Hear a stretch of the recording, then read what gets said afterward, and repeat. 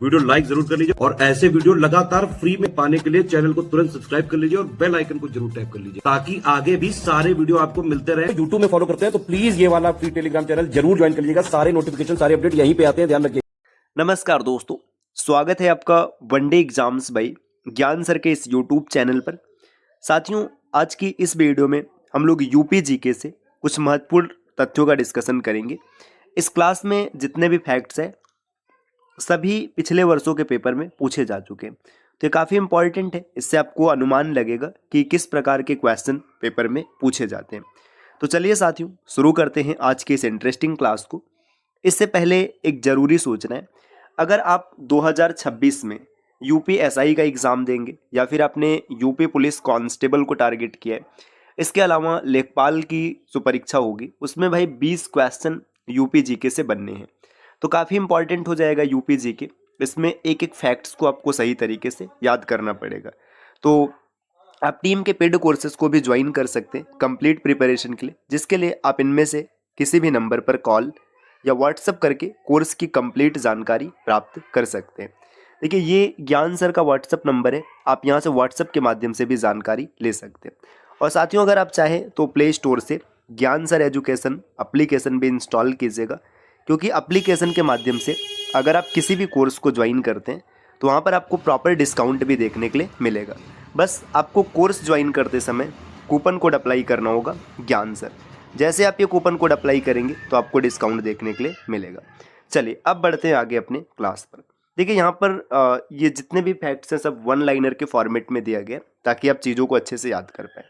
उत्तर प्रदेश में school of paper technology कहाँ स्थित है? तो ये school of paper technology Saharanpur जिले में है।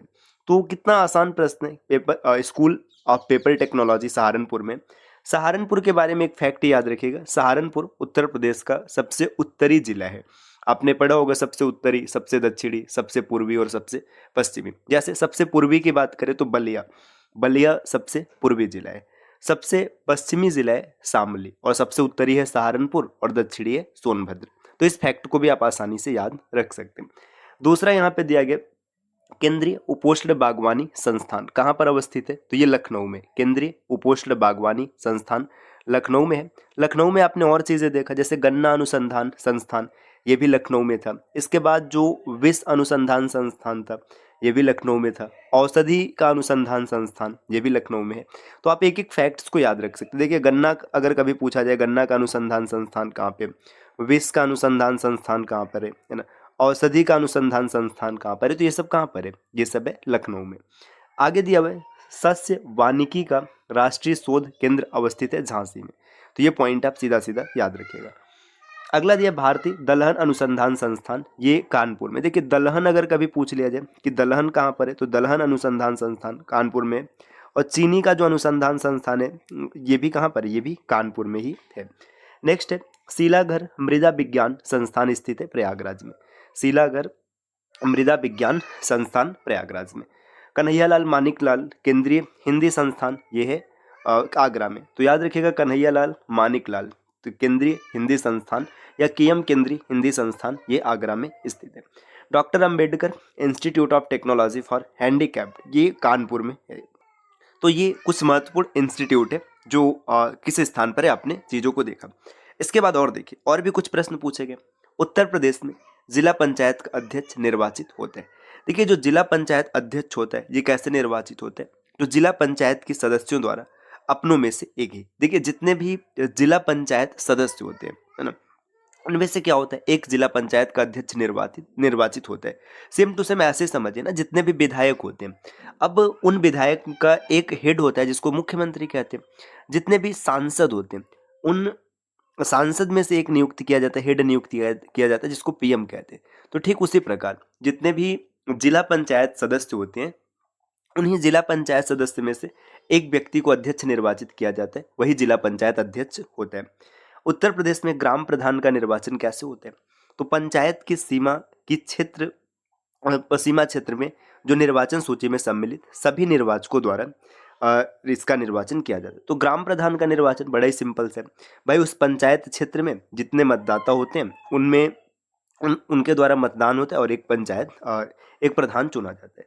किशोरी शक्ति योजना का शुभारंभ उत्तर प्रदेश से किया गया था, है ना। गैंडे को पुनर्वासित करने का कार्य किस राष्ट्रीय उद्यान में चल रहा है? तो दुधवा राष्ट्रीय उद्यान।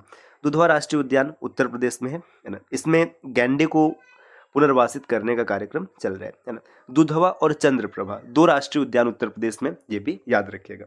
आगे दिया 2011 की जनगणना के अंतिम आंकड़ों के अनुसार उत्तर प्रदेश में पुरुष साक्षरता ये 77.3% है। तो 2011 की जो जनगणना हुई थी उस लिहाज से अगर आप देखेंगे तो पुरुष साक्षरता है 77.3%। आगे दिया गया है कि 2011 का जो जनगणना हुआ था इसमें उत्तर प्रदेश के प्रमुख 10 लाखी नगरों का सही क्रम है। सही क्रम का मतलब जो 10 लाख जनसंख्या वाले नगर हैं, तो इसमें कानपुर है, लखनऊ है, गाजियाबाद, आगरा और वाराणसी। ये ऐसे नगर या फिर ऐसे शहर हैं जिसमें 10 लाख की आबादी हो चुकी है। 2011 की जनगणना के अनुसार उत्तर प्रदेश का सबसे अधिक जनसंख्या घनत्व, देखिए यहाँ पे जनसंख्या घनत्व पूछा जा रहा है, जनसंख्या नहीं पूछा जा रहा है। अगर जनसंख्या घनत्व का मतलब पता है क्या, जैसे मान के चलिए 1 किलोमीटर 1 वर्ग किमी हमने लिया। अब यहाँ पे अगर 1000 लोग हैं तो इनका जनसंख्या घनत्व 1000 है। जैसे मान के चलिए कि हमने यहाँ पे 1000 किमी लिया वर्ग किमी, यहाँ पे 900 लोग हैं तो इनका जनसंख्या घनत्व 900 है। तो अगर जनसंख्या घनत्व देखेंगे तो सबसे ज़्यादा गाजियाबाद का है। गाजियाबाद में डेंसिटी सबसे ज़्यादा है। उत्तर प्रदेश में क्षेत्रफल सर्वाधिक है तो सबसे ज़्यादा क्षेत्रफल है लखीमपुर खीरी का। लखीमपुर खीरी है। और सबसे कम की बात करें सबसे कम क्षेत्रफल हापुड़ का है। ये भी आपको याद रखना है कि सबसे कम क्षेत्रफल है हापुड़ का। और आगे बढ़ेंगे, यहाँ पे दिया गया कि 2011 की जनगणना के अनुसार उत्तर प्रदेश के अधिकतम घनी आबादी व न्यूनतम घनी आबादी वाले जिले, अधिकतम घनी आबादी गाजियाबाद का और न्यूनतम की बात करें तो ललितपुर की डेंसिटी सबसे कम है। और किस जिले की साक्षरता दर सबसे कम रही थी? तो ये श्रावस्ती की रही थी, है ना। ये चीज़ याद रखिएगा, श्रावस्ती का जो साक्षरता दर है ये सबसे कम रहा था। किस धार्मिक समुदाय का उत्तर प्रदेश में तीसरा प्रमुख स्थान है? धार्मिक समुदाय मतलब से हिंदू, मुस्लिम, सिख, ईसाई ऐसे, तो सिख का तीसरा स्थान है। सबसे ज़्यादा हिंदू है ना। हिंदू के बाद दूसरे नंबर पे मुस्लिम है और मुस्लिम के बाद तीसरे नंबर पे आते हैं सिख समुदाय के लोग। उत्तर प्रदेश का आगरा, प्रयागराज, कानपुर एवं लखनऊ में कौन सा नगर पुराने राष्ट्रीय राजमार्ग 2 पुनर्संख्यांकन के बाद अब राष्ट्रीय राजमार्ग 19 द्वारा नहीं जोड़ा जाता है? तो ये लखनऊ राजमार्ग जो है जब फिर से इसका मतलब संख्यांकन किया गया तो इसे NH-19 के द्वारा नहीं जोड़ा गया। ठीक, आगे बढ़ेंगे। यहाँ पे दिया जौनपुर, कौशाम्बी, प्रतापगढ़ एवं सोनभद्र में से कौन से जनपद प्रयागराज के साथ सीमा नहीं बनाते? देखिए प्रयागराज के साथ सीमा सोनभद्र का नहीं बनता है, बाकी कौशाम्बी, जौनपुर, प्रतापगढ़ इन सबका सीमा प्रयागराज के साथ बनता है। नेक्स्ट आगे दिया उत्तर प्रदेश के जिलों का उत्तर से दक्षिण सही अनुक्रम है। उत्तर से दक्षिण मतलब सब उत्तर में देखेंगे फिर ऐसे दक्षिण में आएंगे तो सिद्धार्थ नगर, संत कबीर नगर, अंबेडकर नगर, संत रविदास नगर जिसे भदोई कहते हैं। अब देखिए ये जब पेपर में बना होगा तो वहाँ पे कुछ ऑप्शन दिए होंगे तो उनमें से ये आपका सही हुआ होगा, तो इसलिए यहाँ पर ये क्रम दिया गया है। अगला है कौन सी अनुसूचित जनजाति बिजनौर जिले में निवास करती? देखिए अनुसूचित जनजाति जो बिजनौर में ये माहीगीर, मोक्षा या फिर बुक्शा ये निवास करती है। सुरहा ताल पक्षी बिहार ये बलिया जिले में, ये आपको याद रखना है। उत्तर प्रदेश का सबसे बड़ा वन्यजीव विहार है हस्तिनापुर। गाजियाबाद जनपद में आलमगीरपुर से प्राप्त पुरातत्वीय सामग्री प्रतिबिंबित करती है हड़प्पा संस्कृति को। आलमगीरपुर आपने हिस्ट्री में भी पढ़ा है, ये हड़प्पा कालीन स्थल है। धुरिया लोक नृत्य बुंदेलखंड का है ना। कार्तिक लोक नृत्य ये भी बुंदेलखंड का है। बनारस घराने से संबंधित है मोतीबाई, रसूलनबाई, सिद्धेश्वरी देवी, ये सब। आगे दिया उत्तर प्रदेश का प्रमुख लोकगीत विरहा है। विरहा यूपी का प्रमुख लोकगीत है। उत्तर प्रदेश में राष्ट्रीय कथक संस्थान लखनऊ में। देखिए कथक ये शास्त्रीय नृत्य है यूपी का, तो इसका संस्थान लखनऊ में। मोतीलाल नेहरू बाल संग्रहालय ये भी लखनऊ में है। मौलाना मोहम्मद अली जौहर विश्वविद्यालय के नाम से एक अल्पसंख्यक शिक्षा संस्थान की स्थापना रामपुर में किया गया। तो मौलाना मोहम्मद अली जौहर विश्वविद्यालय ये कहाँ पर है? ये है रामपुर में। उत्तर प्रदेश में जैन और बौद्ध दोनों धर्म का प्रसिद्ध स्थल है कौशाम्बी। भारत कला भवन संग्रहालय ये वाराणसी में स्थित है। आगे 2011 की अनुसार यूपी में महिला और पुरुष का जो अनुपात था ये 912 कहने का मतलब 1000 अगर पुरुष है तो 912 महिलाएं हैं, तो लिंगानुपात है 912। उत्तर प्रदेश में नाभिकीय ऊर्जा परियोजना ननौरा में स्थित है।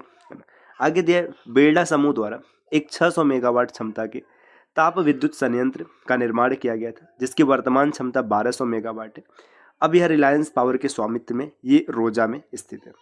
विद्युत संयंत्रों में से गैस आधारित है औरैया और दादरी, ये गैस आधारित है।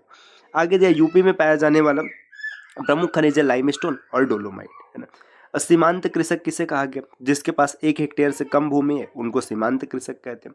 उत्तर प्रदेश आलू, गेहूं, गन्ना और कुल खाद्यान्न उत्पादन में अग्रणी राज्य माना जाता है। लाल मिट्टी मिर्जापुर और झांसी में पाई जाती है।